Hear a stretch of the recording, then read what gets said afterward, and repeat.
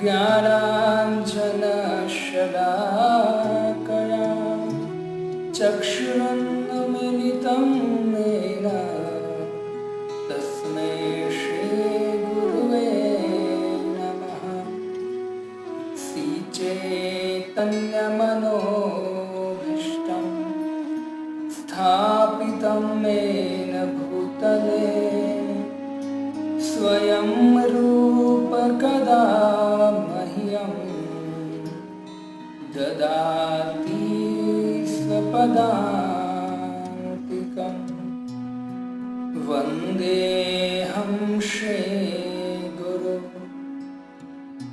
श्रीयुतपदकमलं श्रीगुरून् वैष्णवांश श्रीरूपं साग्रजातं सहगण रघुनाथान्वितं तं सजीवं साद्वैतं सावधूतं परिजनसहितं श्रीकृष्णचैतन्यदेवं श्रीराधा कृष्णपादा सहगण ललिता श्रीविशाखान्वितांश।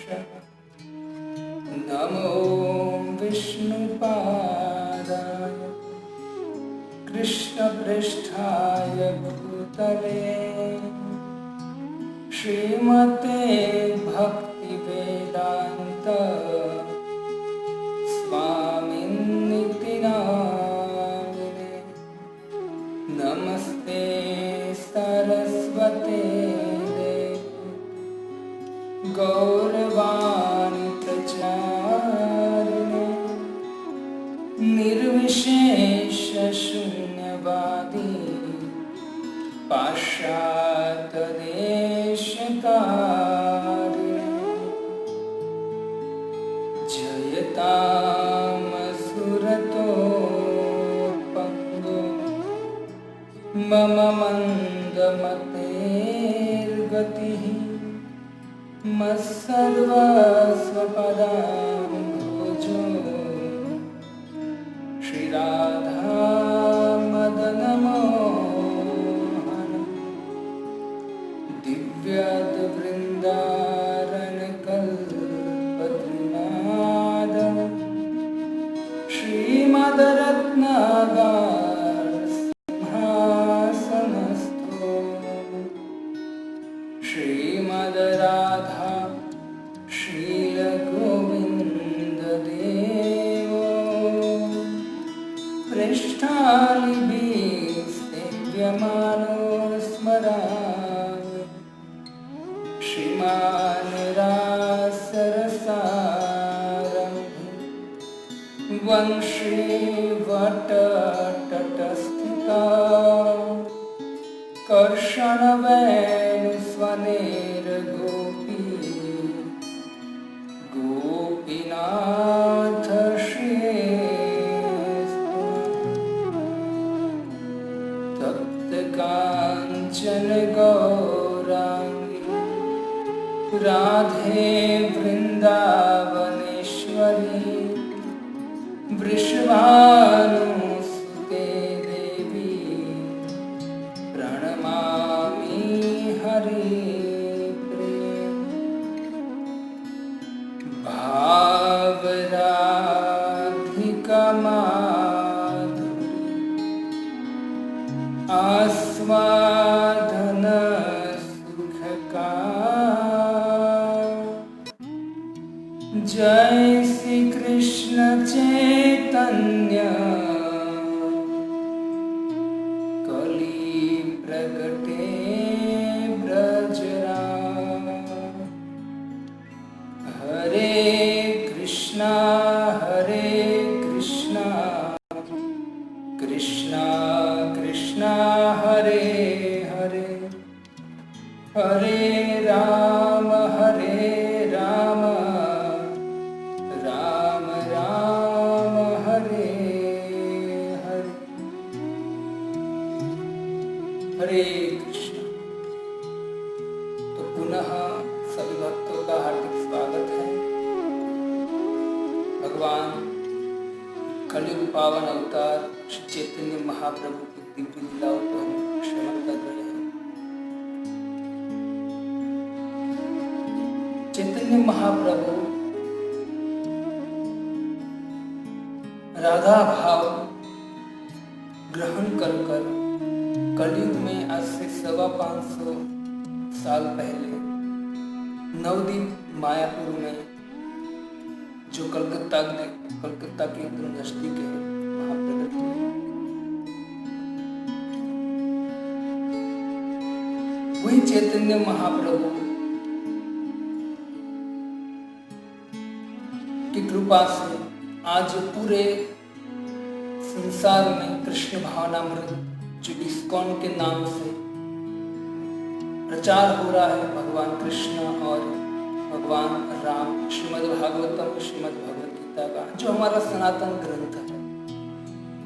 तो चैतन्य महाप्रभु की कृपा से जो राधा और कृष्ण मिलित अवतार है, इससे कविराज गोस्वामी कहते हैं कि यदि गौर न हैते तबे की है राधार महिमा प्रेम रस सीमा जगत जान तो के। श्रीमती राधा रानी की जब बात आती है तब लोग उल्टा सीधा बोलना चालू करते हैं कि कृष्ण के साथ राधा ही होती है। मैंने आपको पहली बार बता दिया है, दूसरी बार बता रहा हूँ कि राधा रानी वास्तव में भगवान श्री कृष्ण की नित्य संगिनी है, उनकी प्रियतमा है, उसकी पत्नी है। लेकिन लीला करने के लिए भगवान इस बद्ध जीव का उद्धार करने के लिए श्रीमद् भगवद गीता जैसे ग्रंथ का उपदेश देने के लिए भगवान यहाँ आते हैं। जब लीला करते तो लीला के अंतर्गत राधा का विवाह कहीं और होता है, कृष्ण का विवाह कहीं और होता है। जैसे कोई नाटक होता है, कोई फिल्म होता है, तो कोई हीरोइन है वो दूसरे व्यक्ति के साथ शादी करती है, हमको ऐसा दिखाते हैं पिक्चर में, वास्तव में उनकी पत्नी नहीं है, वो खाली पिक्चर में दिखाने के लिए उसकी पत्नी बनी है। इसी तरह भगवान लीला करने आते हैं, तो जो राधा रानी है वो भगवान से अलग है, और रुक्मणी आदि जो है, जो लक्ष्मी का एक अंश है, वो कृष्ण की प्रिया बनी है, पत्नी बनी है। राधा का विवाह कहीं और हुआ है। लेकिन अब तत्व से जानेंगे तो राधा और कृष्ण में कोई अंतर नहीं है, दोनों प्रिया प्रियतम है, पति पत्नी दोनों अपने गोलोक वृंदावन था। तो ये समझने के लिए, समझाने के लिए क्या चाहिए? शास्त्र चाहिए। शास्त्र को समझाने वाला भक्त चाहिए।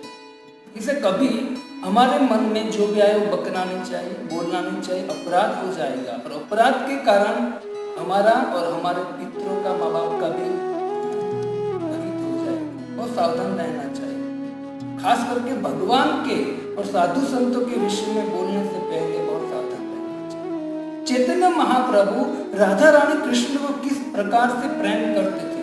जब भगवान श्री कृष्ण मथुरा चले गए तब राधा रानी भगवान के विरह में जिस तरह से रो रही थी और जिस तरह से भाव प्रकट कर रही थी, वही भाव लेकर कृष्ण राधा का भाव लेकर 550 साल पहले चैतन्य महाप्रभु के रूप में आए। जो चैतन्य महाप्रभु ने इस कलयुग का युग धर्म हरिनाम संकीर्तन प्रचार किया, जो भी वही परंपरा में आने वाले एक संत जिसका नाम है इसी भक्ति वेदांत स्वामी श्रील प्रभुपाद जी। तो प्रभुपाद जी ने पूरे विश्व में वही चैतन्य महाप्रभु का भाव जो है पूरे विश्व में प्रचार किया। और आप देखिए अभी इस्कॉन के नाम से जो इस्कॉन संस्था है वो भगवद गीता और भागवतम चैतन्य महाप्रभु के संदेश को प्रचार कर रही है, आप सब जानते हैं। तो एक चैतन्य महाप्रभु नहीं आते तो हम कैसे भाव को जान पाते? हमारे बसंत कहते हैं कि यदि प्रभुपाद ना होते, चलो चैतन्य महाप्रभु है लेकिन प्रभुपाद जी नहीं आते हैं तो हमको क्या ये रस मिलता? प्रभुपाद जी की वैसे हम तो बहुत कृपा है, और प्रभुपाद जी की कृपा से हम कुछ दिव्य रस प्राप्त करने का प्रयत्न कर रहे हैं, और प्राप्त कर रहे हैं तो भगवान की कृपा है। बाकी हम कैसे थे और कैसे जीवन जी रहे थे वो तो हमको पता है, लेकिन विशेष कृपा है एक साधु संत की कृपा है, जिनके कारण पूरा विश्व भगवत गीता और भागवतम जो एज इट इज यथारूप पढ़कर अपना जीवन का परिवर्तन कर रहे हैं। तो इस्कॉन जो संस्था, इस्कॉन मंदिर है, वो इंटरनल हॉस्पिटल है।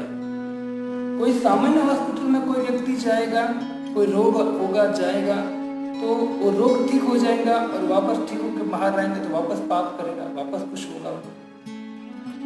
लेकिन जब कोई व्यक्ति रूपा जी ने जो एक सोसाइटी बनाई है, ये हॉस्पिटल बनाया है, international society for Krishna consciousness, उसमें कोई जाएगा, उनकी ट्रीटमेंट होगी। ये तो डॉक्टर, यहाँ के डॉक्टर जो है वो शरीर की ट्रीटमेंट करते हैं, लेकिन हमारे प्रभुपाद जी की कृपा की इस्कॉन मंदिर में आध्यात्मिक ट्रीटमेंट, मन की ट्रीटमेंट होती है। मन में जो कचरा भरा है कौन निकालता है? बाहर तो बहुत झाड़ू मारते हैं, अंदर कौन मारेगा झाड़ू? तो अंदर मारेगा कृष्ण भावना, और कृष्ण भाव देने वाली एक संस्था जिसका नाम है इस्कॉन, उसके द्वारा एक विश्व में प्रचार होता है भगवद गीता जो हमारे सनातन ग्रंथ है। चैतन्य महाप्रभु को राय रामानंद ने कहा कि हे प्रभु, राधा जी का जो प्रेम है सर्व साध्य सा, वो समस्त सभी चीज का लक्ष्य क्या है? राधा प्रेम। क्योंकि राधा रानी ने जिस तरह से कृष्ण से प्रेम किया है, तो राधा रानी कृष्ण की सर्वोच्च भक्त्या है, और सभी वेद में उनको गाया है। जो भी वेद, जो भी पुराण निकालोगे आप पढ़ोगे, उसमें राधा जी का महिमा लिखा है। तो भक्ति का नाम आता है, भक्ति का नाम आता है, तो भक्ति में सर्वोच्च भक्ति करने वाली कौन है? तो श्रीमती राधा। और भगवान ने स्वीकार किया। तब जब राधा का प्रेम सर्वश्रेष्ठ ऐसा जब कहा, तब चैतन्य महाप्रभु प्रसन्न हुए, और चैतन्य महाप्रभु प्रसन्न होकर राय रामानंद को कहते हैं, प्रभु कहे आगे कह, सुनते पाए सुखे, अपूर्व मृत नदी वह तुम्हारा मुखे। चैतन्य महाप्रभु कह के, हे रामानंद राय, बोलो, आप कहते रहो, कहते रहो। क्यों? क्योंकि आपके मुख से अपूर्व अमृत रस नदी बह रही है। आप बोलते रहो, बोलते रहो। अब भगवान तो एक उत्कंठा हो रही है, क्योंकि ये जो राय रामानंद है वो ऐसे तत्व की बात है, ऐसे प्रेम रस की बात कर रहे हैं, तो चैतन्य को आनंद आ रहा है, क्योंकि वो साध्य की बात कर रहे हैं। क्या कर रहे हैं? साध्य। लक्ष्य क्या है जीवन का? तो जैसे राधा प्रेम के पास आए, वहां तक पहुंच गए, चैतन्य महाप्रभु प्रसन्न हो गए, क्योंकि यही लक्ष्य है। और चैतन्य महाप्रभु कहते आगे कह, सुनते पाए सुख, मुझे सुख आनंद आ रहा है, अपूर्वा मृत नदी बहे तुम्हारे मुख। जैसे श्रीमद् भागवतम में परीक्षित महाराज 4 दिन बैठे हैं सुखदेव गोस्वामी के सामने। सुखदेव गोस्वामी ने कहा कि हे परीक्षित, तुझे भूख नहीं लगा है क्या? 4 दिन से बैठा है, कुछ पानी पी ले, कुछ खा ले। तब सुखदेव गोस्वामी को परीक्षित महाराज कहते कि पानी की बात छोड़ो, पिबंतम तम मुखाम भोजम च्युतम हरि कथा अमृतम। जैसे यहाँ भी कहा कि अमृत, अपूर्व अमृत नदी बहे तुम्हारा मुख, पिबंतम तम मुखाम भोजम च्युतम हरि कथा अमृतम। तो यहाँ वही चैतन्य महाप्रभु राय रामानंद को कहते कि आप बोलते रहो, है ना। ऐसा लगता है कि आपके मुख से अमृत बह रहा है, कुछ बोलिए। अब देखिए, यहाँ कह रहे हैं कि आपके मुख से अमृत बह रहा है, और इससे पहले आप देखिए 50 नंबर के श्लोक में वही कहा, है ना। प्रभु कहे तोमार मुखे कछु सुनिते है मन। आपके मुख से कुछ सुनने की इच्छा हुई है, और जब राय रमन के मुख से सुना तो चैतन्य महाप्रभु कहे कि आपके मुख से सुनकर ऐसा लगता है कि अपूर्व अमृत नदी आपके मुख से बह रही है। अब ये तो सुनना हो गया चैतन्य महाप्रभु। चैतन्य महाप्रभु प्रभु कहे ये लागी आयला में तुम्हार स्थाने, सही सब तत्व वस्तु है मोर ज्ञाने। हे राय रामानंद, मैं यही सुनने के लिए आया था और सही सब तत्व, ये जो तत्व आपने मुझे सुनाया है, ये वस्तु है न मोर ज्ञान है, ये सब कुछ मुझे ज्ञान हो गया। तो वैसे ज्ञान था ही, वैसे देखा जाए तो वो राय रामानंद को माध्यम बनाकर हमारे लिए दे दिया। लेकिन यहाँ चैतन्य महाप्रभु के अब वस्तु है न मोर ज्ञान है, जो भी आपने कहा अब मुझे ज्ञान हुआ है ना, बहुत ज्ञान हुआ। यहाँ कहते हमारे प्रभुपाद जी के चैतन्य महाप्रभु कहते हैं जिसके लिए मैं यहाँ आया था वे वस्तु मुझे मिल गई, समझ में भी आ गई। मेरा आना यहाँ आने का मकसद था वो मेरा सार्थक हो गया, यहाँ आना मेरा सार्थक हो गया। प्रभुपाद जी कहते हैं इस श्लोक के तात्पर्य में कहते हैं कि हम भी प्रेम भक्ति प्राप्त करने की गुरु वैष्णव की शरण में जाते हैं। तो फिर वस्तु भक्ति प्रेम भक्ति हमको क्या मिला, सार्थक का कब होगी, जब गुरु के पास जाते, वैष्णव के पास जाते हैं भक्ति प्राप्त करते हैं। तो भक्ति प्राप्त करने जो सार्थक क्या होगा, जब हम भक्ति प्राप्त कर लेंगे, प्रेम प्राप्त करेंगे, तब वो सार्थक होगा गुरु और वैष्णव की मिलन, मतलब उनका कृपा। जो गुरु और वैष्णव के पास जाते हैं उसकी सार्थकता क्या है, तो उनके मुख से कुछ सुने, भक्ति सीखे, भगवान का प्रेम कैसे प्राप्त करें सीखे, और सार्थक तब होगा जब वो प्राप्त हम करें। उसके लिए हमारा क्या होना चाहिए, प्रयत्न होना चाहिए। प्रभुपाद जी कहते हैं कि गुरु वैष्णव के पास हम जाते हैं, जैसे चैतन्य महाप्रभु राय रामानंद के पास आए, तो राय रामानंद जो है, प्रभुपाद जी यहाँ एक सुंदर सिद्धांत देते हैं कि हम जब जाते हैं तो गुरु और वैष्णव को रास्ता दिखाते हैं कि जीवन का लक्ष्य ये है और यहाँ हमको चलना है। भगवद गीता और भागवतम के उद्देश्य लेकर हमको जीवन जीना है, क्योंकि जीवन कैसे जीना है वो भगवद गीता में लिखा है। तो इस तरह से गुरु हमको उपदेश देते हैं। तो जो गुरु है हमको उपदेश देते हैं, तो हमको क्या करना चाहिए, उनके उपदेश के अनुसार कार्य करना चाहिए, वो साधना करनी चाहिए। तब जाके जो गुरु ने आपको ज्ञान क्यों दिया है, गुरु की इच्छा ये भी भक्ति प्राप्त करे और ये भी प्रेम प्राप्त करे, तो गुरु की इच्छा भी और आपकी इच्छा भी सार्थक, हमारी इच्छा गुरु की इच्छा तब सार्थक होगी जब हम वास्तव में भक्ति को प्राप्त करें, प्रेम को प्राप्त करें। इस तरह से यहाँ कहते हैं, प्रभुपाद जी के जीवन में भी आप देखिए, नरेंद्र मल्लिक प्रभुपाद जी को भक्ति सिद्धांत महाराज से मिलाने गए थे। तो भक्ति सिद्धांत महाराज और प्रभुपाद जी का मिलन कराया इसने नरेंद्र मल्लिक ने, तो उनका मिलन वास्तव में सार्थक हुआ। उन दोनों का मिलन के द्वारा पूरे विश्व को क्या मिला, सच्चा कृष्ण भावना को, तो सार्थक।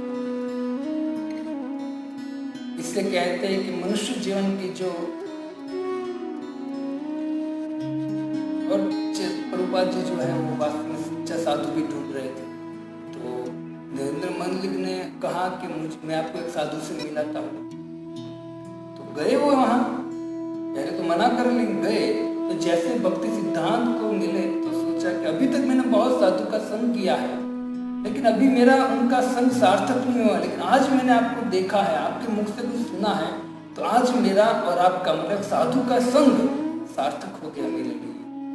प्रभुपाद जी यहाँ कहते हैं कि हमको मनुष्य देह मिला है और मनुष्य देह की सार्थकता, जो अज्ञानी व्यक्ति वो ऐसा मानता है कि मैं पैसे कमा लूं वही सार्थकता है, मैं कुछ नाम कमा लूं, ऐश्वर्य कमा लूं, लोग मेरी वाहवाह करें वही सार्थकता है। अगर कोई व्यक्ति 30, 35, 40 साल तक अगर कुछ ठीक से कुछ कर नहीं पा रहा है, खाली 15-20 हजार में खाली अपना घर चला रहा है, तो उसको अंदर से अपूर्ण लगेगा कि अरे मैंने कुछ नहीं किया। तो क्या करना चाहिए, वो ऐसा सोचता है कि मेरे पास ज्यादा पैसा है, बड़ा बिजनेस हो, मेरा नाम हो, तो मेरा जीवन सार्थक है। वो संतोष नहीं रहता है, और जब कोई व्यक्ति संतोष नहीं रहता वो सदा दुखी रहता है। वो बोलता है कि मेरा जीवन सार्थक नहीं है, और वो मूर्ख ऐसा समझता है कि मैं भौतिक चीज प्राप्त कर लूंगा तो मेरा जीवन सार्थक हो जाएगा, लेकिन नहीं। इसी भक्ति वेदांत स्वामी श्री प्रभुपाद जी कहते हैं सबसे बड़ा अज्ञान है। तो ज्ञान क्या है, प्रभुपाद जी कहते हैं कि मनुष्य जीवन की सार्थकता वही है जब व्यक्ति कृष्ण भावनामृत में प्रवेश करे, वो सार्थकता है। क्योंकि जैसे कृष्ण भावनामृत में प्रवेश करेगा, समझो उनके पास भगवान के धाम की टिकट मिल गई। अब वो वेटिंग है या कंफर्म है, वो फिर पता चलता है टिकट मिल गई। तो ये जीवन की सार्थकता क्या है? कृष्ण भावनामृत। लोग कहते हैं प्रभु जी जब भी देखते हो तो कृष्ण भावनामृत, कृष्ण भावनामृत, भगवद गीता पढ़ो, भागवतम पढ़ो, ये करो वो करो। हम जीवन जिए कि नहीं? अब सबको साधु बनाने की बात कर रहे थे। साधु बाहर से मत बनो, साधु अंदर से बनो। मतलब ये भगवद गीता जो है वो सबको लाल कपड़े पहनने की बात नहीं कर रही है, साधु बनने की बात। भगवद गीता समझाना चाहती कि आप शिक्षा लो और शिक्षा के द्वारा जीवन यापन करो। तो जो ज्ञान है भगवद गीता का, उनके द्वारा जो व्यक्ति जीवन व्यतीत करता है, तो व्यक्ति जीवन में टेंशन नहीं रहेगा। जिसके पास ज्ञान के द्वारा प्रभावित हो रहा है व्यक्ति, तो व्यक्ति कुछ भी अड़चन आएगा, दुख आएगा, चिंता आएगा, वो मन से कभी जैसे प्रभुपाद जी कहते हैं कि जीवन का लक्ष्य होना चाहिए भगवद गीता भागवतम पढ़कर उनको अपने जीवन में उतार कर फिर जीवन व्यतीत कर। तो बहुत सुंदर प्रभुपाद जी यहाँ प्रभुपाद चैतन्य महाप्रभु जो कहते हैं उसके विषय में यहाँ कहते हैं, मेरा आना यहाँ सार्थक हो गया। चैतन्य महाप्रभु और रामानंद राय को कहते हैं, एबे से जानिलु साध्य साधन निर्णय, आगे आर अच्छे किछु सुनते मन है। कहते हैं चैतन्य यहाँ दो चीज कहते हैं कि अब मैं जीवन का लक्ष्य जान गया हूं और जीवन के लक्ष्य को प्राप्त करने के लिए साधन भी मैं जान गया। दोनों चीज का है, मैं लक्ष्य भी जान गया और साधन भी जान गया। अब चैतन्य महाप्रभु और आगे कृष्ण और राधा का दिव्य जो स्वरूप है उनका वर्णन। देखो भक्तों, यहाँ चैतन्य महाप्रभु कहते हैं कि मैं लक्ष्य और लक्ष्य को प्राप्त करने का साधन, साध्य और साधन दोनों जान गया, क्योंकि उस लेवल पर अभी पहुंच गए, अब दोनों में जान लिया। तो वैसे हम श्रवण करते हैं भागवत गीता, भागवतम भगवद गीता का, तो हमको भी बहुत बुद्धिमान बनना चाहिए और भगवद गीता और भागवतम का सार जो है कि कृष्ण को प्राप्त करने, कृष्ण प्रेम प्राप्त करने के लिए हमको साधन करना चाहिए। साधन है हरिनाम संकीर्तन, भगवान का भागवतम श्रवण करना, पठन करना, भक्तों का संग करना, वो भी ध्यान से करना, जिससे धीरे धीरे हमको अंदर से फीलिंग हो कि नहीं मैं भक्ति में आगे बढ़ रहा, मैं देख रहा हूँ धीरे धीरे मुझे नाम में रुचि आ रही है, भक्तों के संग में रुचि आ रही है, भगवान की सेवा भाव से होने लगे, वो धीरे धीरे हमारी फीलिंग बढ़े। ऐसी साधना हमको करनी है। क्या प्राप्त करने के लिए? साध्यता। मैं बारंबार कहता हूं हमको धृतराष्ट्र मिले। धृतराष्ट्र ने यहाँ चैतन्य महाप्रभु ने साध्य राधा प्रेम साध्य तक सुना और चैतन्य महाप्रभु तुरंत बोला कि मैं साध्य और साधन दोनों को जान लिया, और उसके आगे उन पर एक्टिविटी करने के लिए मैं तैयार हूं। चैतन्य महाप्रभु भक्त के रूप में बोल रहे। लेकिन जब धृतराष्ट्र ने पूरी भगवद गीता सुनी, न तो उसको साध्य का पता चला न साधन का पता चला। अगर साधन का पता चलता तो पता चला साध्य क्या, साध्य का पता चलता तो साधन क्या। लेकिन इतनी बड़ी भगवद गीता सुनने के बाद भी एज इट इज प्लस ऐसा भी कह सकते, फिर कुछ फायदा नहीं। यहाँ चैतन्य महाप्रभु से हमको चैतन्य महाप्रभु जो यहाँ प्यार है कि मुझे साध्य और साधन का पता चल गया आपके वहाँ, तो हम भी श्रवण करते हैं, तो श्रवण के द्वारा हमारा जीवन का परिवर्तन होना चाहिए और हमको समझ में आना चाहिए कि अब मैं समझ गया मुझे वास्तव में करना क्या है, और करना क्या है ये बात क्या करना है, एक्टिव होना है। चैतन्य महाप्रभु सुंदर इसका से रामानंद राय को कहा और आगे चैतन्य महाप्रभु खुद बोलते हैं कृपा करी यही तत्व कहत आमारे, तोमा विना केह इहा निरूपित नारे। चैतन्य महाप्रभु कहते यहाँ यही तत्व कहता हमारे, ये मुझे कहो कौन सा तत्व भाई? अभी तो प्रभु कौन सा तत्व की बात कर रहे हो? यहाँ तक तो ले दिया को राधा प्रेम से सर्वोच्च जो है साध्यवाद बना दिया। लेकिन चैतन्य महाप्रभु ऊपर कहा है कि राधा कृष्ण के दिव्य स्वरूप का जो वर्णन है वो मुझे आप इसे यहाँ चैतन्य में कृपा करिए तत्व तो कहना आपने, तोमार बिना, आपके बिना कोई इसका निरूपण नहीं कर सकता है, क्योंकि वो मैं जानता हूँ। तो तुम जानते हो क्योंकि आपने दिया है उनको, इसे आप जानते ही होगे, इसमें कोई दो है ही नहीं, क्योंकि आप खुद राधा का भाव लेकर आए हो और राधा रानी ने विशाखा को दिया है, और राधा रानी खुद आप ही हो और विशाखा आपके सामने बैठी है रामानंद राय, तो आपने दिया तो आपको पता ही होगा। इसे यहाँ तुरंत कहते हैं कि तोमा बिना केह इहा निरूपित नारे, कोई व्यक्ति आपके बिना कोई निरूपण इसका नहीं कर सकता। मैंने वो रूप गोस्वामी पाद है, रूप गोस्वामी पाद चैतन्य महाप्रभु का भाव जान रहे, तुरंत सब दामोदर को कहा कि देख रूप मेरा भाव जान गया। दामोदर कहते प्रभु आपकी कृपा नहीं है तो कोई आपको आपका भाव जान नहीं सकता। वैसे ही ये जो राय रामन को कहा था वो वापस चैतन्य महाप्रभु दे रहे हैं, तो चैतन्य आपके बिना इसका कोई वर्णन नहीं कर पाए। अब राय रामानंद कहते जैसे चैतन्य महाप्रभु का वर्णन कीजिए राधा कृष्ण तत्व स्वरूप। और आगे राय कहे इहा आमी किछुई ना जानी, तुमी यही कहावो से कही आमी वाणी।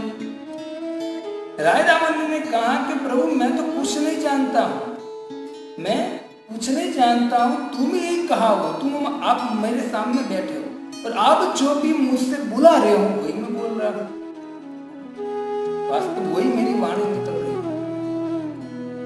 कभी कभी ऐसा होता है वास्तव में एक फीलिंग आना, जब कोई व्यक्ति भक्ति करता है तो भक्ति करके बहुत सारा पढ़ाई करता है। लोग कहते हैं मैं पढ़ाई करता हूँ भगवद्गीता भागवतम की, लेकिन ना मुझे याद नहीं रहता है। लेकिन जब हम पढ़ाई बहुत करते हैं, भले याद ना रहे, पढ़ते रहेंगे, भगवान एक दिन क्या करेंगे, आप कुछ किसी को समझा रहे हो भगवद्गीता और भागवतम के बारे में, तो अचानक जो आपने कभी पढ़ा भी नहीं है और पढ़ा है तो भूल चुके हो, और सब कुछ अचानक बाहर निकलेगा।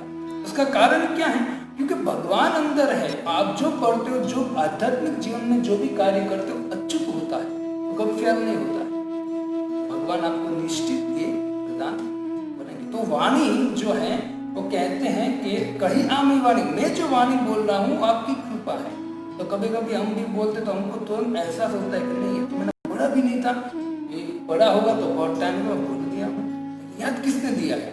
भगवान। तो भगवान हमारी वाणी में शक्ति देते, वाणी की शक्ति देने वाला भगवान। तो वही वाणी से हमको क्या करना चाहिए? भगवान की स्तुति करनी चाहिए, जैसे पितामह भीष्म ने किया, महारानी कुंती ने किया। श्रीमद् भागवतम में भगवान की स्तुति भक्तों ने की। कितनी स्तुति है? 96 स्तुति है भगवान को भक्तों ने 96 स्तुति किया है अलग अलग।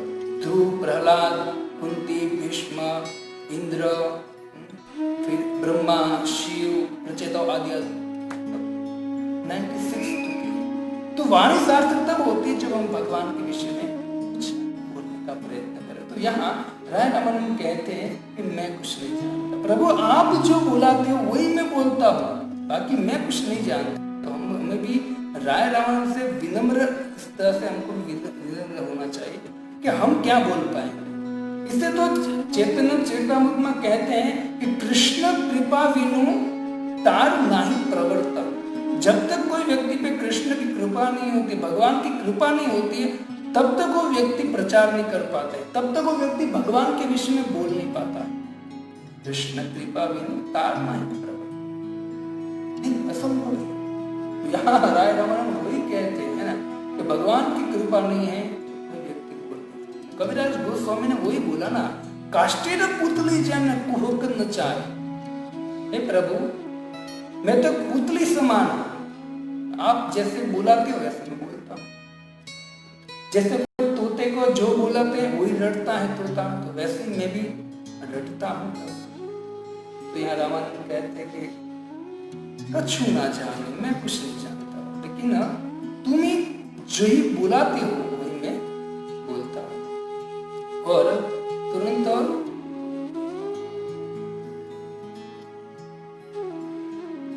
जब कोई व्यक्ति, प्रभुपाद जी बहुत सुंदर कहते हैं, जब कोई व्यक्ति वाणी से भगवान के गुणगान करता है, भागवतम भगवत गीता पर कुछ न कुछ भगवान के विषय बोलता है, निश्चित वो वाणी को सार्थक बना रहा है। लेकिन याद रखना चाहिए कि हम जिससे सीखे हैं और जिस परंपरा में हम हैं, और भगवत गीता और भागवतम से हमने कुछ सीखा है, तो जब भी हम व्यासपीठ पर बैठे तो हम जिसकी कृपा से बैठे, जिसकी कृपा से हम बोल पा रहे हैं, उनके गुणगान करना। जैसे हम प्रभुपाद जी के गुणगान करना चाहिए, क्योंकि प्रभुपाद जी की कृपा से कुछ बोल पा रहे हैं। आगे क्या पता था हमको कुछ नहीं, गुरु की कृपा से, वैष्णव की कृपा से इसे बोलने का एक शक्ति आया है। उसका कारण क्या है? गुरु वैष्णव की कृपा, क्योंकि हमारे पास कुछ नहीं।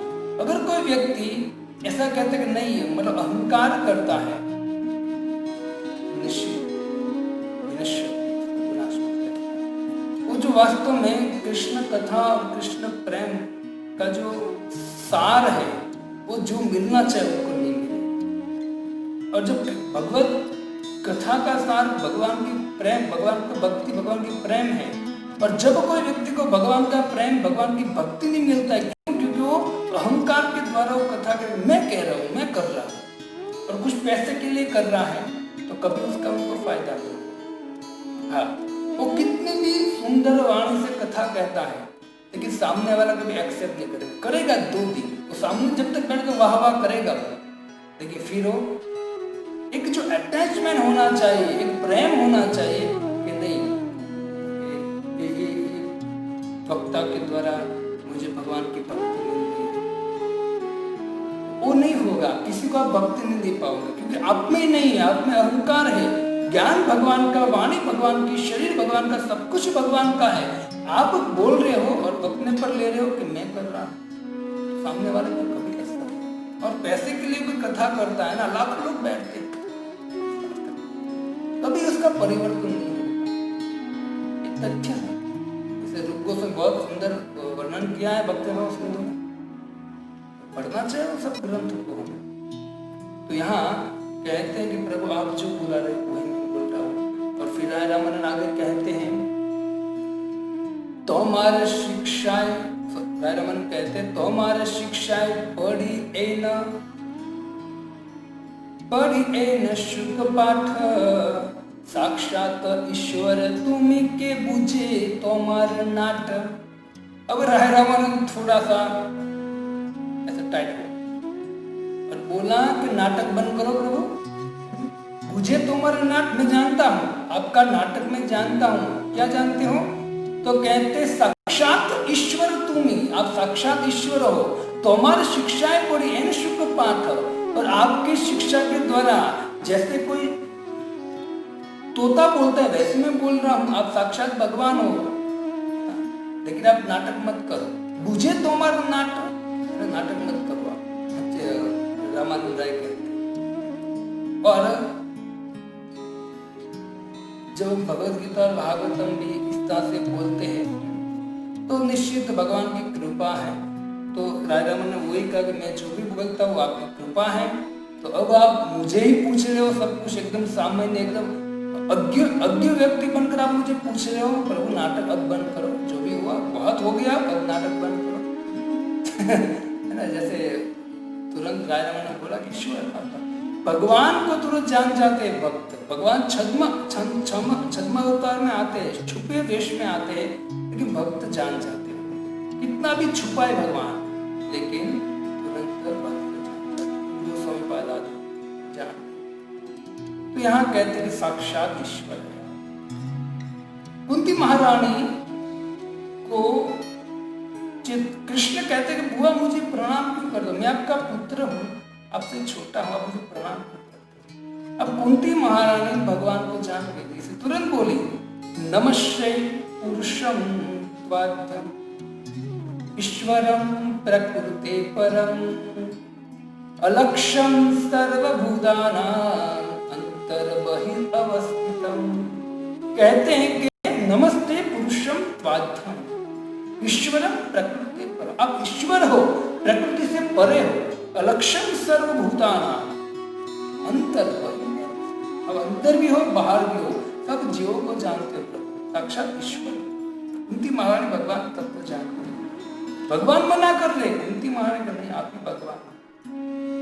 और वहां कुंती महारानी भी वही कहती जैसे यहाँ कहती है ना, तुम्ही तुम्हारी नाटक माया माया जवनिकाक्ष अज्ञान अधोक्षज अव्ययम न लक्ष्य से मूढ़दृशा नटो नाट्य धरो यथा। जिस तरह से स्टेज पर कोई व्यक्ति, कोई राजा का, कोई सिपाही का, कोई अन्य वेश धारण करता है तो उनका मित्र भी उनको पहचान नहीं पाता है ना, उनके मित्र भी उनको पहचान नहीं पाता जैसे ये नाटक करते नहीं पहचान पाते। तो इसी तरह है प्रभु, जब आप इस जगत में आते हो तो आप भी नाटक करते हो, इसके द्वारा माया जवनिकाक्ष, माया का ऐसा पर्दा लग जाता है कि आप साक्षात ईश्वर हो, लेकिन लोगों को पता नहीं चलता है। आप सामने होते हुए भी दुर्योधन आदि जो खल व्यक्ति है उसके सामने प्रकट नहीं, नाम प्रकाश सर्वत्र योग माया समाप्त मूढ़ोदर ना भी जाने, अब पहचान नहीं पाते। तो कुंती महारानी यहाँ कहते कि नटो नाट्य धारण, तो यहाँ भी आते कि आप नाटक मत करो। क्यों? रामानंद राय कहते हैं कि हमारे सामने नाटक मत करो, क्योंकि हम आपके भक्त हैं और आपको पकड़ लेंगे तुरंत, क्योंकि भक्त पकड़ लेता है। जैसे राय रामन ने पकड़ लिया, रूप गोस्वामी पाद ने पकड़ लिया, कुंती महारानी ने पकड़ लिया, तो भक्त तो उसको ग्रहण कर लेते हैं। भगवान भले कुछ भी कर, भक्त छोड़। तो यहाँ कहते मुझे तुम्हारा नाट, मैं जानता हूँ आपके नाटक। अब कितना पूछ लिया, और पूछे जा रहे, और पूछे जा रहे। अब चैतन्य महाप्रभु बहुत सुंदर कहते हैं, अपनी दैन्यता दिखाते हुए, प्रभु कहे मायावादी अमित सन्यासी, भक्ति तत्व नहीं जानी मायावादी भासी। भगवान कहते हैं कि मैं मायावादी सन्यासी हूं और मैं भक्ति नहीं जानता हूं, मैं मायावादी भाष्य करता हूं। अब देखो चैतन्य महाप्रभु पहले ऑलरेडी निरूपण हो चुका है ना, लेकिन चैतन्य महाप्रभु कह रहे और कहते हैं भक्ति तत्व ना जाने मायावादी भाषी, भक्ति तत्व मैं नहीं जानता हूं। चैतन्य महाप्रभु कहते कि सार्वभौम संगे मोर मन निर्मल हैला, कृष्ण भक्ति तत्व कहा तमारे पूछिला।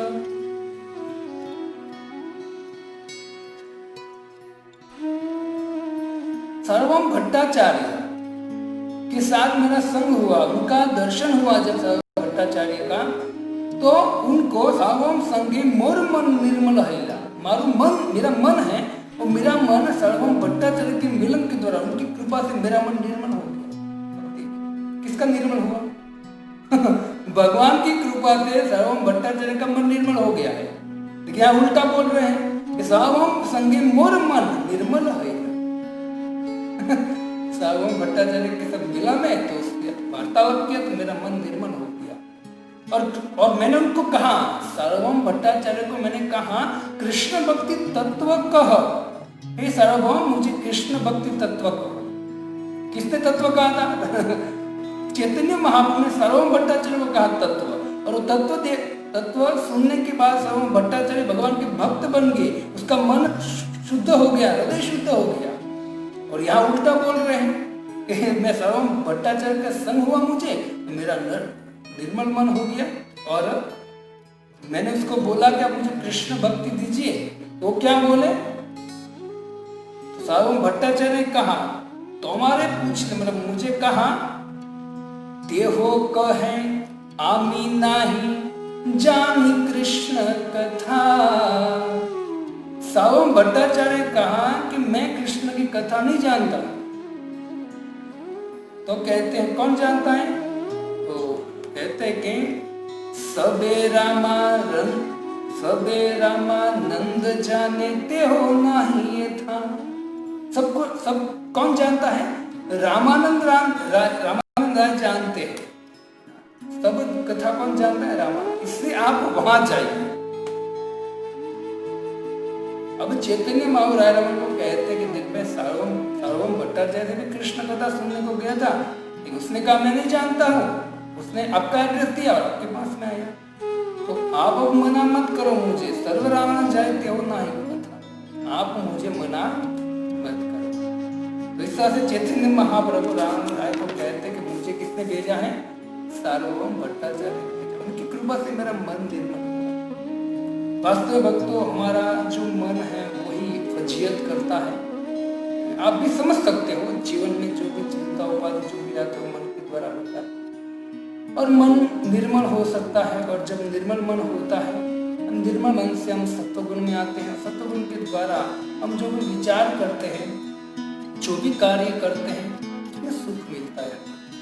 तो निर्मल मन करने की भी प्रोसेस है। जैसे चैतन्य महाप्रभु कहते कि क्या?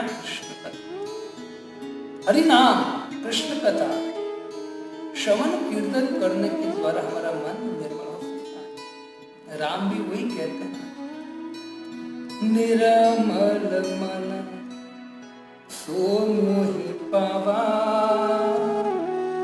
मोहि कपट छल छिद्र न भावा। निर्मल भक्त के संग में निर्मल मन हो सकता है। चैतन्य महाप्रभु एक साइड बोलते सार्वभौम भट्टाचार्य का मिलन से मेरा मन निर्मल हो गया है, लेकिन एक दृष्टि से देखे तो चैतन्य महाप्रभु समझना चाहते कि कोई भक्त, क्योंकि सार्वभौम भट्टाचार्य भक्त बन चुके हैं। तो भगवान चैतन्य कहते कि भक्त का संग होता है तो भक्त के द्वारा हमारा मन निर्मल होता है। उसके मुख से कथा सुनकर उनका संग करकर। वैसे भक्तों का संशोधन करना चाहिए, शोधना चाहिए, ढूंढना चाहिए, उसका संग करना चाहिए और उनके आदेशों के ऊपर चलना चाहिए हमें। तो जीवन में एक ऐसा व्यक्ति होना चाहिए हमारे जीवन में, एक सभी व्यक्ति के लिए है, सभी भक्त के लिए है कि ऐसा एक व्यक्ति होना चाहिए कि जीवन में सभी जब भी हम कुछ प्रॉब्लम में हो या भक्ति में जो भी है, तो उनके साथ हम वार्तालाप कर सकते। एक व्यक्ति ऐसा होना चाहिए। तो यहाँ चैतन्य महाप्रभु बहुत सुंदर कहते हैं कि मैं यहाँ तुम्हारी महिमा सुन के आया हूँ ना, कुछ सुनने आया हूँ और तुम मेरे ही स्तुति कर रहे हो। चैतन्य महाप्रभु कहते हैं कि मैं कुछ सुनने आया हूँ और अब मेरी स्तुति कर रहे हो। राय राम बेचारे क्या करे, साक्षात भगवान। जैसे आप देखिए श्रीमद् भागवत 34 का शिव जी का काम है या तो कथा सुनना या कथा सुनाना। जब भी फ्री होते तो कथा, साधु संत आते तो कथा सुनाते हैं, कोई नहीं है अकेले हैं तो कथा सुनने के लिए जाते हैं पति पत्नी दोनों। कहा? कुंभज के पास। तो कुंभज मुनि के पास गए तो कुंभज मुनि ने क्या किया? पहले कुंभज मुनि ने शंभु शिव जी का स्वागत किया, उनकी स्तुति, जो सती को थोड़ा पटपटा लगा रहे, वक्ता श्रोता के चरण धो रहा है, इसमें क्या दम होगा वो कथा जानते हैं। वहां भी हमको एक दिखने मिलता है कि वक्ता श्रोताओं का गुणगान करता है। वास्तव में श्रोता नहीं है तो वक्ता क्या करेगा? श्रोता नहीं है तो वक्ता क्या करेगा? कभी लोग फेसबुक में या जो भी है यूट्यूब में लेक्चर देते हैं तो फॉलोअर कि मेरा लेक्चर इतना सुनना चाहिए, इतना सुनना चाहिए। अच्छा है, सुने अच्छा है, लेकिन हम जब लेक्चर देते हैं तो हमारी शुद्धि के लिए भी हमको विचार कर। दो प्रकार का होता है, एक तो पढ़ाई होती है, एक पढ़ाई होती है कि प्रचार के लिए, और एक पढ़ाई होती है अपनी शुद्धि के लिए। तो लेक्चर और पढ़ाई दोनों हमारी शुद्धि के लिए भी होना चाहिए ना। हम वेद व्यास जी नहीं बनना चाहते, उपदेश देना है, खुद के लिए भी होना चाहिए जिससे हमारा जीवन भी परिवर्तन से भाव प्रकट हो। तो खुद के लिए भी हमको श्रवण करना चाहिए और खुद के लिए जब हम मतलब कुछ बोलना है तो श्रोता भी होना चाहिए। कभी नेक्स्ट डे तो हम लेक्चर दे, कोई बात नहीं, हो या ना हो, क्या फर्क पड़ता है, हमारी शुद्धि है तो चलती है। लेकिन जब हम कोई प्रचार करने बाहर जाते हैं तो जो अंदर से कथा निकलती है उसका कारण क्या है? उसका कारण है श्रोता। इसे तो श्रोतार चरण पद करिया भूषण।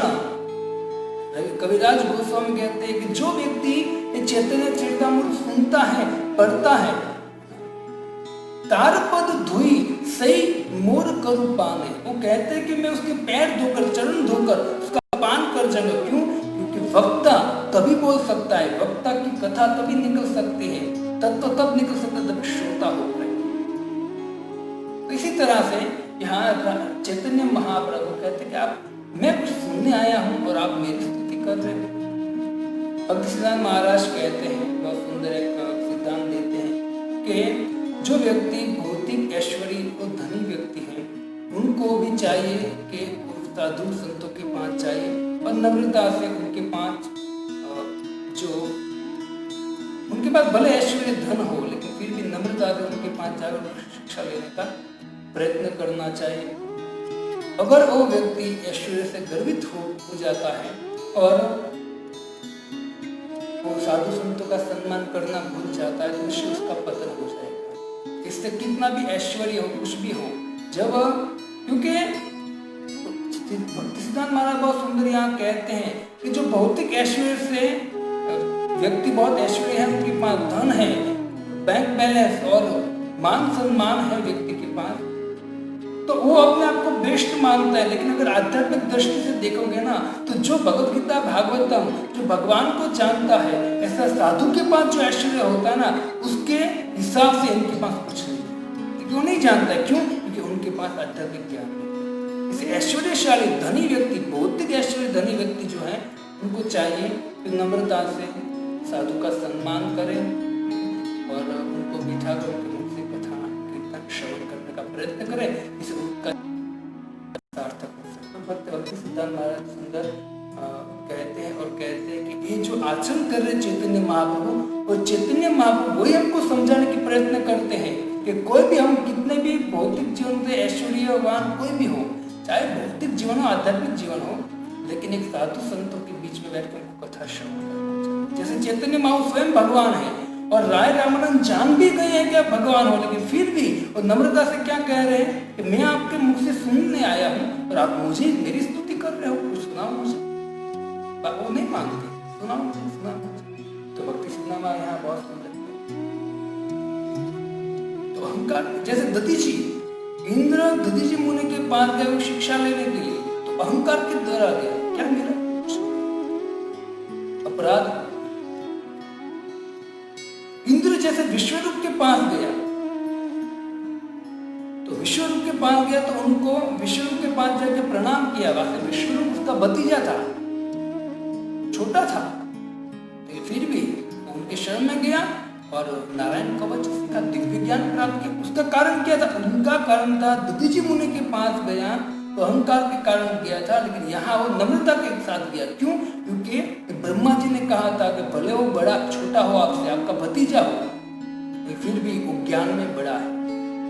ज्ञान में बड़ा हो, वही ज्ञान वृद्ध ही बेस्ट है। उनके पास जाना, उनको प्रणाम करना और शिक्षा मांगना, वो तुझे प्रदान करेगा, और गुरु धारण कर उनको, भले तुझसे छोटा। इंद्र ने वही किया जो ब्रह्मा जी ने कहा।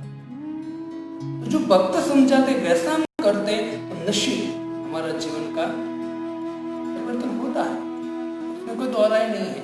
तो यहाँ वही कहते हैं कि इंद्र ब्रह्मा जी की आज्ञा से, ब्रह्मा जी की आशीर्वाद से जब विष्णु के पास गया तो सक्सेस, लेकिन अहंकार के द्वारा दधीची मुनि के पास गया था, तो क्या हुआ? कुछ नहीं मिला और अपराध भी हो गया दधीची मुनि का। तो इस तरह से यहाँ चैतन्य महाप्रभु सुंदर शिक्षा दे रहे हैं और कहते चैतन्य महाप्रभु वो भी समझा रहे। यहाँ कहते कि किबा विप्र किबा न्यासी शूद्र कहने लगे, ये कृष्ण तत्वेता चैतन्य महाप्रभु समझना चाहते हैं कि राय रामानंद जो है वो बाहर से क्या है? शूद्र है। भक्त की दृष्टि में, भगवान की दृष्टि शूद्र नहीं है, तो बहुत ऊंचे लेवल पे आध्यात्म है, लेकिन बाहर से क्या है? उसका जन्म किस कुल में हुआ? शूद्र कुल में। तो यहाँ शब्द किबा विप्र किबा न्यासी, शूद्र कहने कृष्ण को तत्व से जानता है वही, वो कहते हैं कि यदि कोई कृष्ण को विज्ञान को जानता है तो वे पथ प्रदर्शक गुरु भी है, शिक्षा भी गुरु बनने का लायक है वो, और दीक्षा गुरु बनने को भी वो लायक, जो व्यक्ति कृष्ण को तत्व, क्योंकि वो तो फैक्ट है। कोई व्यक्ति जन्म से प्राय कलयुग में सब शुद्ध होता है, जन्म न जाए ते शुद्धा, ज्यादातर लोग क्या होते हैं शुद्ध। एक सुंदर पद्म पुराण का श्लोक कोटेशन करते हुए कहते हैं, न शूद्रा भगवत भक्त्या तेपि भागवतम सर्ववर्णेषु ते शूद्रा एन भक्त्या जनार्दन। कहते हैं न शूद्र भगवत भक्त्या, वो शूद्र नहीं है, वो शूद्र नहीं है जो भगवान का भक्त है, वो क्या है तो तेपि भागवतम, वो व्यक्ति समस्त भक्त में उत्तम है वो, क्यों? क्योंकि वो भगवान के तत्व को जानता है। न शूद्रा भगवत भक्ता, शूद्र जो है भगवान का भक्त है तो वो व्यक्ति शूद्र नहीं है, तो क्या है वो? तेपि भागवतम, उत्तम व्यक्ति है, उत्तम भागवतम है वो। और जो व्यक्ति सर्व वर्णेषु ते शूद्रा, और सभी वर्ण में शूद्र वो व्यक्ति है, एन भक्त्या जनार्दन, जिसकी भक्ति, जिसका मन, जो भक्ति जनार्दन भगवान कृष्ण की भक्ति नहीं करता वो शूद्र है। वास्तव बोलिए संसार के शब्द कहोगे तो आप शूद्र हुआ जो कृष्ण की भक्ति शास्त्र कहता है। इससे बहुत सावधान रहना चाहिए। अगर कोई व्यक्ति कृष्ण तत्व बोलता है तो कहा एक मुख से एक नाम भी निकले उनके तो उनको कृष्ण मानना चाहिए। चैतन्य महाप्रभु कहते हैं राय रावण को कि आप मुझे कहते हो तो भगवान है, तो सन्यासी ये है वो है। सन्यासी बोलिया मोर ना कर वंचन, कृष्ण राधा तत्व कहीं पूर्ण कर मन। चैतन्य महाप्रभु कहते कि सन्यासी बोलकर, सन्यासी बोलिए मुझे ना करो वंचन, मेरे साथ कपट मत करो। वंचन मतलब कपट। सन्यासी बोलकर मेरे साथ कपट मत करो कि मैं आप सन्यासी हो, मैं सामान्य गृहस्थ हूँ और मैं गृहस्थ, आप सन्यासी को कथा करनी चाहिए, गृहस्थ को सुनना चाहिए, वही सन्यासी का काम है। ये भाषण मुझे मत दो। सन्यासी बोलिया मोर ना करो वंचन। देखो यहाँ बहुत सुंदर सिद्धांत, परंपरा है भक्त। ये चैतन्य बाबू सन्यासी है, लेकिन चैतन्य बाबू यहाँ शिक्षा ये देना चाहते, भले कोई सन्यासी हो, लेकिन अगर कोई व्यक्ति कृष्ण तत्व को जानता है तो उनके पास बैठकर सुनना चाहिए। गुरु शिष्य परंपरा में हमारे देखिए जो आचार्य हैं वो भी नीचे बैठ जाते हैं, उनके शिष्य के पास बैठकर सुनते हैं। ऐसे ऐसे एग्जाम्पल है जो उनके शिष्य के मुख से सुनते हैं गुरु। ये परंपरा में कोई बड़ा कोई छोटा नहीं है, जो कृष्ण तत्व को जानता है उसके मुख से सुनना चाहिए। और जो व्यक्ति कृष्ण के बारे में बोलता है तो साधुओं को सुनता है, कृष्ण के बारे में बोलता है तो साधु सुनता है। लेकिन अगर कृष्ण तत्व ही नहीं है, उल्टा सीधा बोलता है, साधुओं को पसंद नहीं करेंगे। तो यहाँ चैतन्य महाप्रभु एक गुरु शिष्य परंपरा की शिक्षा दे रहे हैं कि गुरु शिष्य परंपरा में ऐसा है, इतना भी ज्ञान है, लेकिन वो सामने बैठकर कोई कृष्ण तत्व को जानता है, भले अभी भी नया आया है ना। ये जो सन्यासी भले 25 साल से है, लेकिन ये भक्त 2 साल हुए आया हुआ, लेकिन उनकी सुकृति ऐसी पावरफुल है, सुंदर कथा कह रहे भगवान की, तो जो सन्यासी है वो भी बैठकर श्रवण। मैंने देखा है हमारी परंपरा में, अभी के वर्तमान जो आचार्य है उनको मैंने देखा कुछ श्रवण। क्यों? क्योंकि यही तो प्रणाली है। चैतन्य महाप्रभु ने सब किया है। हम कभी सुनते तो हमको कहाँ कहा है ऐसा? राय रावण के संवाद में ये सब सिद्धांत है। तो ये हमको श्रवण, जब एक प्यार में थोड़ा विस्तार में श्रवण करने का प्रयत्न करेंगे तब हमको समझ में आएगा। राय कहे आमी नट तुमी सूत्रधार, यही मत नाचाओ तेछे नाचे हमार। कहते हैं कि राय कहे आमी नट तुम सूत्रधार, मैं एक पुतली हूं और आप कठपुतली आती ना, बोला आप सूत्रधार हो और आप जैसे नचाओगे वैसे मैं नाचू। अब देखिए ऐसी भक्ति वेदांत स्वामी श्री जब कृष्ण भावनामृत का प्रचार करने के लिए अपने गुरु की आज्ञा का पालन करने के लिए जब विदेश में जा रहे थे, जलदूत नाम के जहाज में 3 अटैक, हार्ट अटैक, 2 या 3 अटैक आ गए। तब प्रभुपाद जी कहते हैं तोमार इच्छाएं सब होई मायार वश, तोमार इच्छाएं नाश मायार परश। अगर आपकी इच्छा से सभी लोग माया के वश में है, अगर आप चाहो तो सबको माया से मुक्त कर सकते, आपकी इच्छा हो।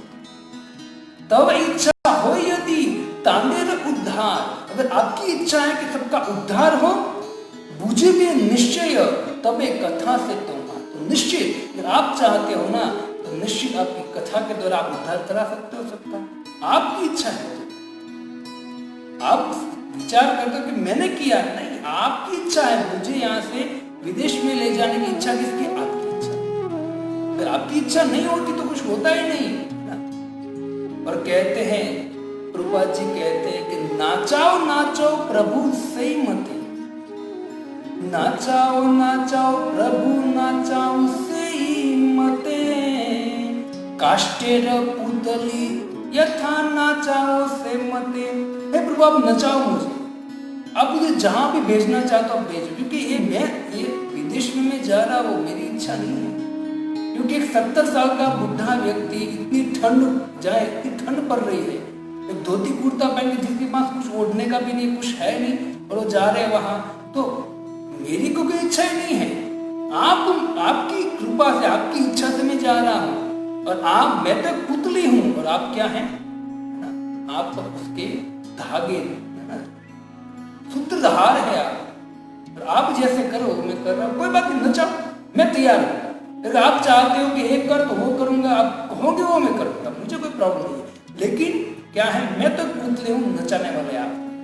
तो प्रभुपाद जी कहते हैं जो भी कर रहे हो आप कर रहे हो, मैं अभी राय रमन जैसे कहते वैसे प्रभुपाद जी कहते हैं। और प्रभुपाद जी कहते हैं भक्ति नाही वेद नाही नामे खूब धरो, भक्ति वेदांत नाम एवं सार्थक करो। प्रभुपाद जी कहते हैं मेरे में कोई भक्ति नहीं है, कोई वेद का ज्ञान नहीं है, लेकिन है चैतन्य महाप्रभु। लोग मुझे भक्ति वेदांत कहते हैं, अगर आपकी कृपा है, अगर आप चाहते हो ना तो कृपा करके नाम जो है ना वो सार्थक कर दो। क्या सार्थक कृपा जी करना? भक्ति वेदांत, भक्ति वेद का अंत है। और प्रभुपाद जी ने चैतन्य महाप्रभु की, कृष्ण की कृपा से पूरे विश्व में है ना इस कृष्ण भावनामृत को फैला है। तो भगवान ने प्रभुपाद जी को माध्यम बनाकर पूरे विश्व में प्रचार किया। प्रभुपाद जी की वाणी है, मैं तो पुतली हूँ है ना, और सूत्रधार कोई और है, वो है कृष्ण चैतन्य।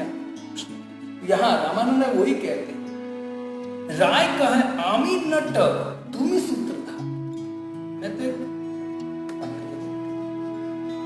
यहाँ फिर सुंदर आगे कहते हैं परम ईश्वर कृष्ण स्वयं भगवान, सर्व अवतारी सर्व कारण प्रधान, अनंत वैकुंठ आर अनंत अवतार, अनंत ब्रह्मांड इह सवार आधार, सच्चिदानंद तनु ब्रजेंद्र नंदन, सर्व ऐश्वर्य सर्व शक्ति सर्वरस पूर्ण।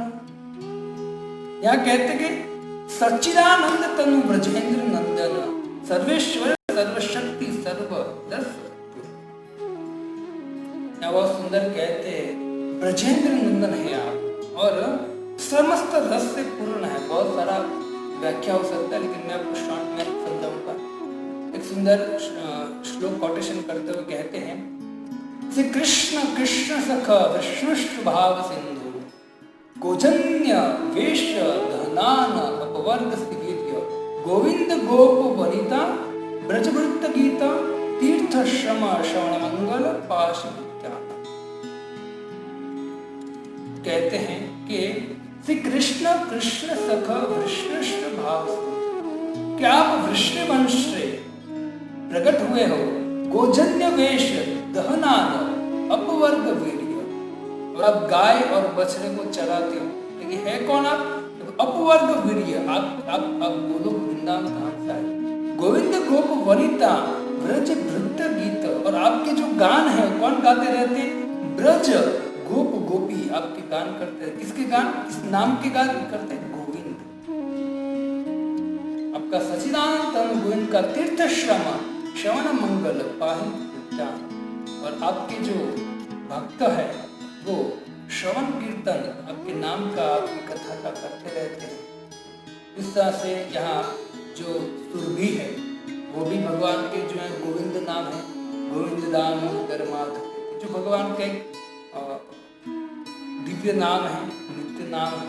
तो सुरभि जो है इंद्र जब सुरभि को लेकर आया था गोवर्धन लीला के बाद कृष्ण को मनाने के लिए, क्षमा मांगने के लिए, तब सुरभि माता भी चैतन्य कृष्ण की स्तुति करते हुए कहते हैं त्वं न परमकं देव त्वं न इंद्रो जगत्पते भवाय भव गोविप्र देवानां ये च साधव। गो ब्राह्मण देवता संतों और पुरुष इस सबका उद्धार के लिए आप आते हो और सबका आप इंद्र हो। हे प्रभु आप गो ब्राह्मण हिताय च। आप गोविंद नाम इससे है क्योंकि आप गो और इंद्रियों की रक्षा करते, आपका नाम गोविंद है। सुखदेव गोस्वामी में कहते गोविंद इति चाभ्यधात एवं प्रियान इंद्रोगमा। सुखदेव गोस्वामी कहते कि हैं गाय के इंद्र गोविंद। अब गायों के इंद्र है गोविंद, इसे आपका नाम क्या है? गोविंद। गोविंद नाम वैसे इंद्र ने दिया था, वैसे भगवान का नाम प्रकट कराया था इंद्र ने। नित्य नाम है भगवान का गोविंद, लेकिन जब भगवान लीला करते हैं तो किसी ना किसी के माध्यम से भगवान इस नाम को प्रकट करते हैं। जब आप द्रौपदी की बात सुनिए तो जब द्रौपदी की रक्षा किया भगवान ने, और रक्षा करके फिर भगवान द्वारका में थे, और द्वारका में भगवान जब सोने के पलंग पर सोते थे, मखमल के गद्दे थे सुंदर अथिदात के, तो रात को अचानक खड़े हो जाते हैं। बाजू में रुक्मणी देवी शयन कर रहे हैं, भगवान खड़े हो जाते हैं और रोते हैं। महाभारत में वेदव्यास जी कहते कि भगवान रोते हैं। रुक्मणी पूछती क्यों रोते हो आप, क्या हुआ? तो भगवान कहते कि है द्रौपदी, है रुक्मणी, मैं द्रौपदी की रक्षा नहीं कर पाया। तो कहते आपने रक्षा तो किया, तो कहा ठीक है किया, लेकिन अभी मुझे अंदर से आनंद नहीं आ रहा है कि मैं इस तरह से, उसने जिस आर्त भाव से मुझे पुकारा उस भाव से मैंने उसकी रक्षा की। तो भगवान कहते हैं कि मतलब जिस भाव से पुकारा है, क्या पुकारा था? गोविंद इति चुक्रोश कृष्ण मां दुर्वासिना ऋणं कृतं प्रवृद्धं मे हृदयानां सर्पति। गोविंद इति चुक्रुष, जिस गोविंद है गोपाल, हे गोपीजन प्रिय गौरवं परिभूतानां किम न जानासि केशव। जिस आर्त भाव से द्रौपदी ने मुझे पुकारा था, हे रुक्मणी, उस भाव से मैंने उसकी रक्षा की। बारंबार वो जो द्रौपदी, उसके शब्द याद आ रहे क्या? यहाँ जो राय रामानंद कहते हैं कि प्रभु आप ब्रजेंद्र नंद गोविंद है, सच्चिदानंद विग्रह है आपका, मतलब भगवान के रूप में उसको प्रस्तुत करते। अब आगे जाके राय रामानंद चैतन्य महाप्रभु जो इच्छा है सुनने की वो प्रारंभ करेंगे, वो हम श्रवण करेंगे कल ठीक 6 बजे। हरे कृष्ण कृष्ण कृष्ण हरे हरे, हरे राम राम राम हरे हरे। इसी भक्ति वेदांत स्वामी श्रील प्रभुपाद।